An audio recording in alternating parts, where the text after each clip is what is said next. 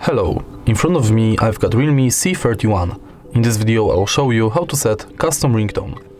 In the beginning, let's go to settings, enter sound section and go to phone ringtone for SIM 1 or SIM 2. Now tap on add ringtone and select your custom sound. Select it from the list .